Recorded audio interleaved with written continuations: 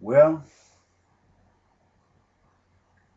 what I'm trying to say, this is the same matter upon which this guy draining the oil, changing the oil in the locomotive, did all them that 500 gallons of oil all down on the floor, and we walking in there, and he done said, look what we done, I didn't have no part in done this. Well, this is the same thing about the infrastructure of the United States of America. They have gone and have been ruled by the white man even from the foundation of the earth. And when it got to a point where God had caused disaster up on this earth, the hands of God, Jesus caused this, uprooted the tree which his father didn't plant. They couldn't figure it out what's happening because God has spoken to Jesus Christ through parable, giving him parable of what was to become of this earth at this appointed time. Well, and done so. Destruction came.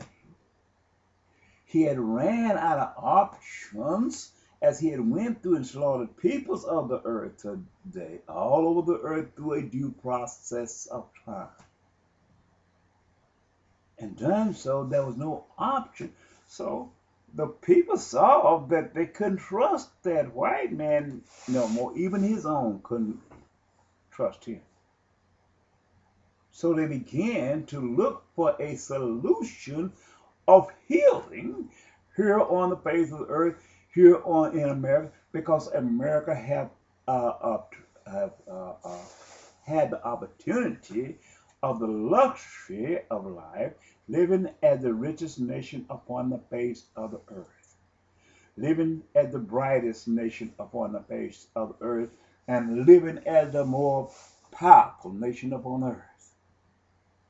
But now that status quo is about to change because their infrastructure, because of the lack of technology, because of the lack of the natural resource, have dwindled because they had established this nation by the way of blood of other peoples and other nations who was much poorer than they.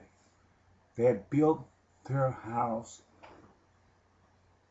by the way of shedding blood of the innocent nations upon earth. Well, the car's in the ditch now.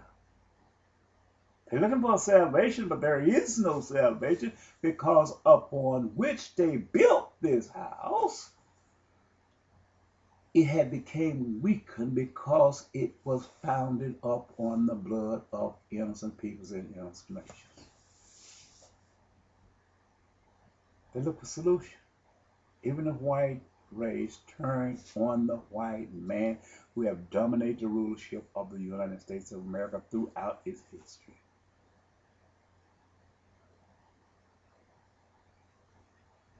The car's in the ditch. The car dead off in the ditch, and there is no reviving. The car's in the ditch. Can't nobody give it out. Just like that white guy did at the job and said, look what we done did. They looked to for a solution and they gave the keys to Barack Obama, who was a product of the black race, whose father was a black African. See, this couple and got the car to the ditch. Now they wanted the keys back. They want him to give them the keys back. If he gives them the keys back, if they vote them back in, they're gonna use the same old snake oil that got them into that ditch. They're gonna use that same old snake oil against the peoples of the earth and all the United States of America to try to perfect this stuff. Well, look at it. Actuality, reality. If you could use this here stuff over 2,000 years and it have not been perfected from the north to the south, from the east to the west, and you had still trying to perfect this happening, being drunk at the wheel and saying that you could drive. What make you think that this time is going to be different? And when you're using the same old methodology over and over again and looking for a different result.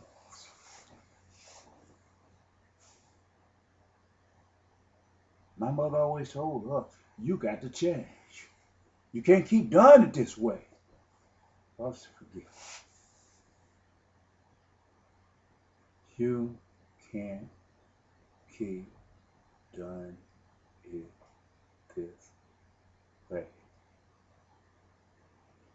If you don't change your ways, if you don't change the methodology upon which you do things, if you don't sling out, get rid of that same old snake oil that you've been using all the time, going through and out the land, speaking to the people saying this is the way, and it haven't enhanced you. If you don't change, great is going to be your destruction. God sent me here as a prophet before you, preparing the way for the return of his son Jesus. Jesus is at the brink. He's at the threshold of this earth, working miracle, and he is going to bring you to your knees. It's better if you take and you come to your knees and you bow before him and you honor him and give God the glory than he force you to do it. This is true.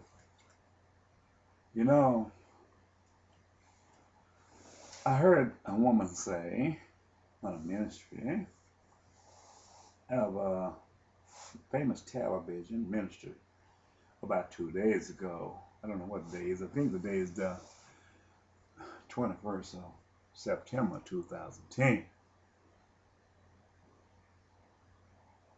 She said, I am a Gentile, and God going to bless us because we is helping Israel. Every time I listen at this thing, I accidentally turn back, they talking about Israel. Defiling the minds of the people, speaking lies and not truth. Setting a standard for Israel, and they don't know Israel because they have lost the way. They don't go and listen to the prophets of the earth that God set in place before them. I've been jumping up, screaming. I've been pleading. I've been speaking to the world about my coming and that my calling, and I've set in place standards and measures that God created for me long before I arrived, even before I was in the womb of my mother. This is the reason I brought this child here. Speaking to the peoples of the earth, but none have considered me and none have heard me. But they will wait till the last day, and they will look for refuge, and there will be no refuge upon the earth.